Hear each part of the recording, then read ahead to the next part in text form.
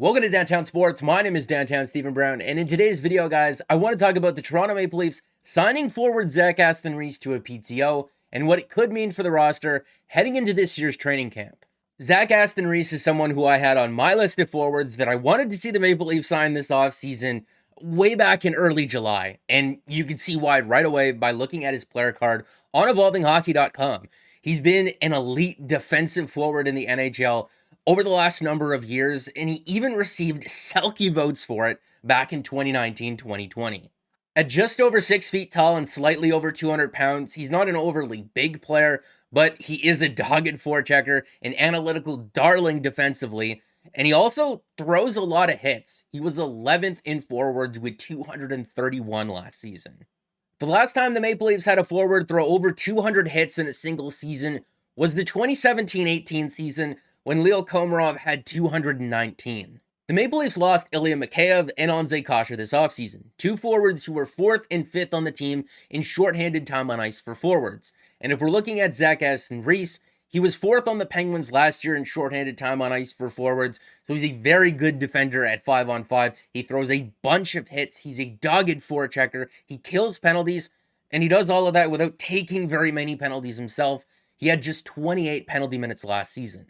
The Maple Leafs led the NHL in shorthanded goals last year with 13, and like we said, they lost Mikheyev and Kase, but they go out this offseason and they get Calle Jarnkrok, and now they sign Aston-Reese to a PTO, and if they're able to sign him, you can see where they're trying to fill the gaps on that penalty kill, and I don't know if they'll lead the lead in shorthanded goals, but Dean Chenoweth, I believe I'm pronouncing that, ran the penalty kill for the Maple Leafs last season, and he ran it in Carolina for a number of years, and they were 3rd in the NHL in shorthanded goals in his time there. He runs a very aggressive penalty kill, and I have faith that he'll get those players up to speed, and they'll play a similar style.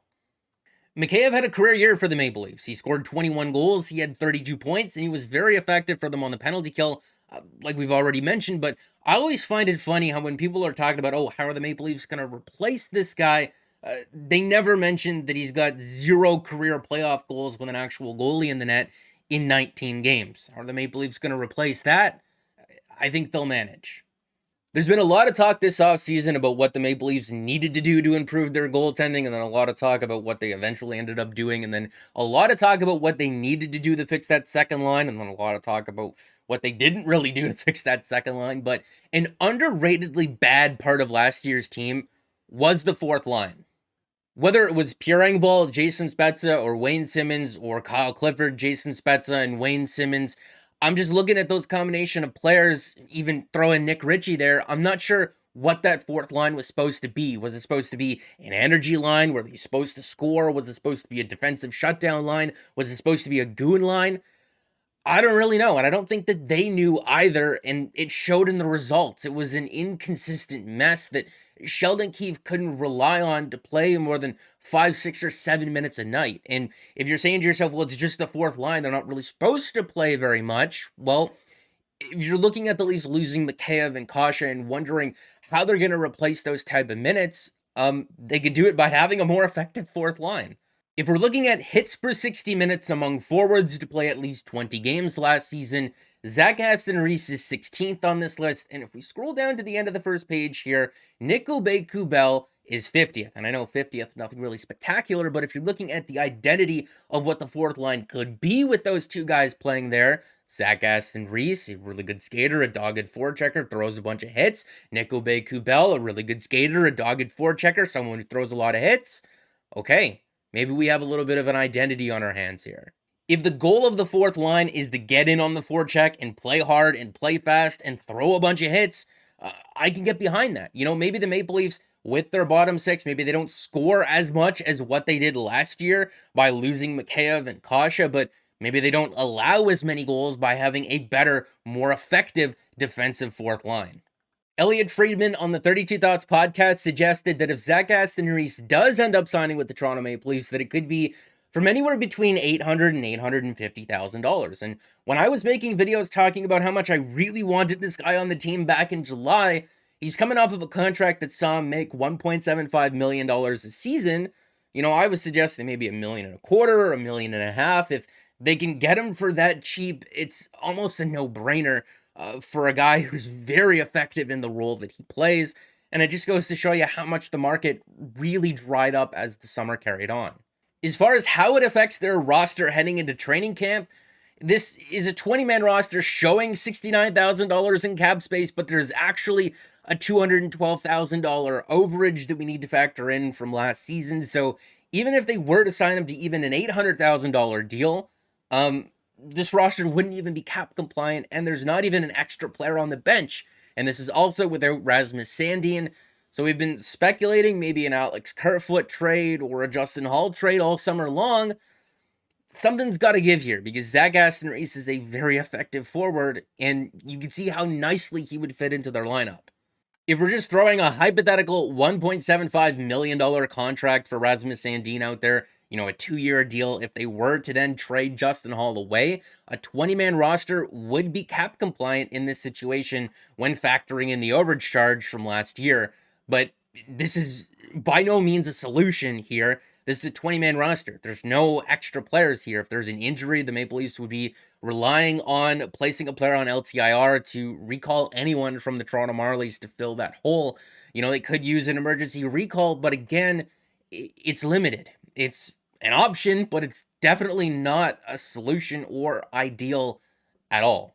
If the Maple Leafs want to create some more cap flexibility, maybe they opt to trade Alex Kerfoot, who makes $1.5 million more than Justin Hall. And if we're looking at the way that his contract is structured, after his bonus was paid out, he's only owed another $750,000 in real money for the remainder of this year, and then he's a UFA. And early on in free agency, Frank Saravalli floated that Alex Kerfoot could get a similar contract to what Ilya Mikheyev did, so around $4.5 million this upcoming offseason. And because there's a lot of interest in him, well, maybe his trade value is a little bit higher, and the Maple Leafs can look to capitalize on that.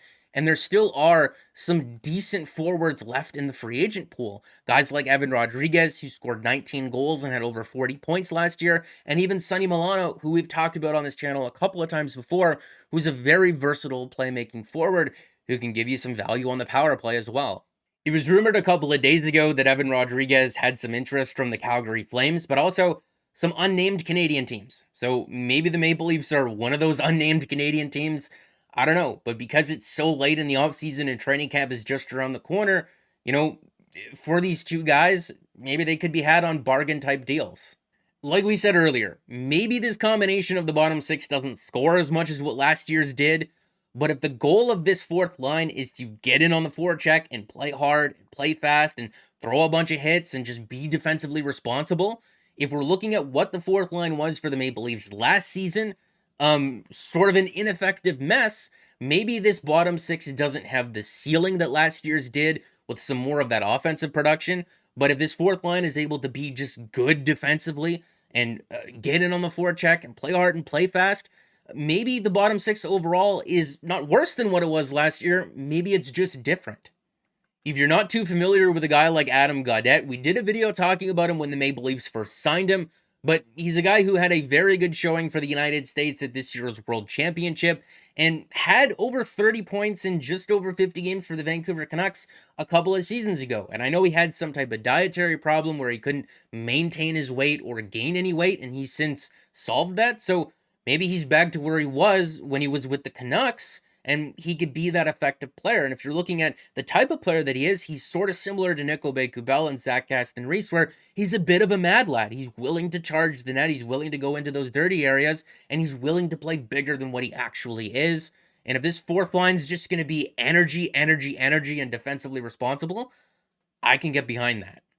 It is just a PTO for Zach Aston-Reese, but like we showed, he is a very effective player in the role that he plays, so I would like it if the Maple Leafs did sign him, but in order to do that and still sign Rasmus Sandin like Elliot Friedman said that they still want to, it looks like the team needs to make another trade, and we talked about a couple of options in this video, so let me know down in the comment section, what do you want the Maple Leafs to do here before the start of the regular season? And with the Rasmus Sandin situation, I am going to make a video a little bit more in-depth than what we've already covered on the channel, so expect that in the coming days, but that's going to be it for this one, so make sure to like the video if you did like it, and subscribe for more because more is always on the way, and guys, I'll see you again in the next one.